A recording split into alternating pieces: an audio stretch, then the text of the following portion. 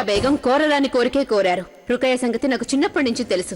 తను ఉద్వేగంతో కాక పంతంతో నిర్ణయాలు తీసుకుంటుంది. అలాగని ప్రతిసారి తన పంతాన్ని తీర్చలేం కదా. మీరు సరిగ్గానే చెప్పారు అత్తయ్యగారు. అయితే రుకయ్య బేగం ఏకాకితనం నేను అర్థం చేసుకోగలను. నా జీవితంలో గనక రహీమే లేకపోతే బహుశా నేను కూడా ఇలాంటి బాధనే అనుభవించుండేదాన్నేమో అత్తయ్యగారు. కానీ ఇప్పుడు మాత్రం తను పంతం కోసం కాక ఉద్వేగాల వల్ల వేరే మార్గం లేక ఇలా చేస్తుందని నా నమ్మకం. అత్తయ్యగారు పాపం తన తల్లి కాలేకపోతుందంటే అసలు అందులో తన తప్పేముంది? నేను కూడా అర్థం చేసుకోగలను సలీమా బేగం. నాకు కూడా రుకయ్య మీద అపారమైన అభిమానం ఉంది. కానీ అంత మాత్రం చేత తన జోధా హక్కుని ఆవిడకి లేకుండా చేస్తే అది న్యాయం కాదు. ఈ వ్యవహారంలో తన పంతం అర్థం లేంది. నేను మాత్రం జలాల్ నిర్ణయాన్ని సమర్థిస్తాను.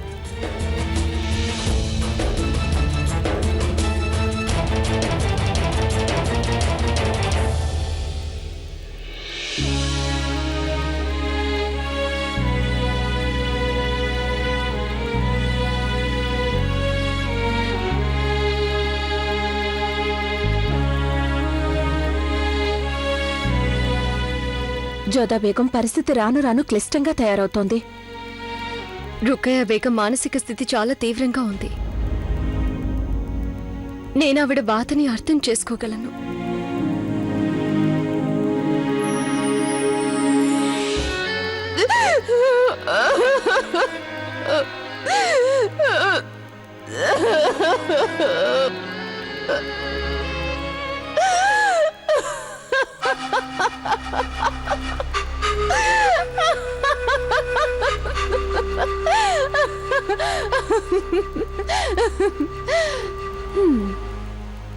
దయచేసి నన్ను క్షమించు జలాల్. కానీ నేను ఇలాంటి ప్రయత్నం చేయక తప్పడం లేదు. లేదంటే రాజమాతనయ్యే గొప్ప సువర్ణ అవకాశం నాకు ఎలా వస్తుంది?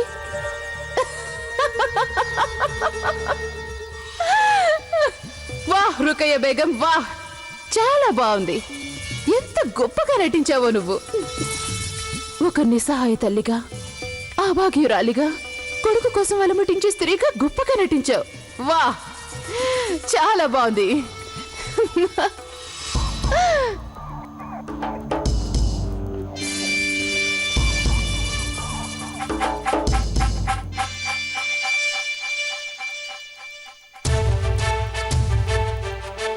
నా ఎత్తుగడలో మొదటి అడుగు సరిగ్గానే పడింది. ప్రస్తుతం ఈ మహల్లో ఉద్వేగాలు గాలివానలా విహరిస్తున్నాయి. త్వరలోనే జలాల్ని, జోదా బేగంని ఈ గాలివాన గట్టిపోచులు ఎగరేస్తుంది. నేనేమో నా తెలివిని ఉపయోగిస్తాను, కానీ జోదా బేగం అలా కాదు. అందుకనే ఈసారి నేను జోదా బేగం జాలిగుండెని పావుగా వాడుకుంటున్నాను. రుకయ్య బేగం, దర్బార్లో మీకు జరిగింది తలుచుకున్న కొద్దీ నాకు చెప్పలేనంత బాధగా ఉంది. తీరా మీరు చూస్తే తల్లడిల్లిపోతున్నారనుకున్నాను. కానీ ఇప్పుడు తీరా జరిగిన దాన్ని బట్టి చూస్తే షహన్షా గారు అలా మాట తప్పడం మీకు బాధగా లేదేమో అనిపిస్తుంది రుకయ్య బేగం. ఇది నీకు అర్థం కాదురే హోషియార్. ఎందుకో తెలుసా? నీకు నాకు మధ్య ఎంతో తేడా ఉంది. నువ్వేమో కేవలం దాసుడివి, అదే నేను విశిష్ట బేగంని. ఇప్పుడే నేను చదరంగంలో మొదటి ఎత్తు వేశాను. ఆట కట్టించడానికి ఎంతో సమయం పట్టదు. చూస్తావుగా, మాట ఇచ్చిందేమో జలాలే అయినా దాన్ని జోదా బేగమే నెరవేర్చబోతున్నారు. ఏం చేస్తాం, పాపం ఆవిడికి తన పదవి కంటే తనకంటే కూడా తన భర్త మీద ప్రేమ ఎక్కువ. వారి మాట తీర్చడానికి ఆవిడ ఏం చేయడానికైనా సమర్థురాలే.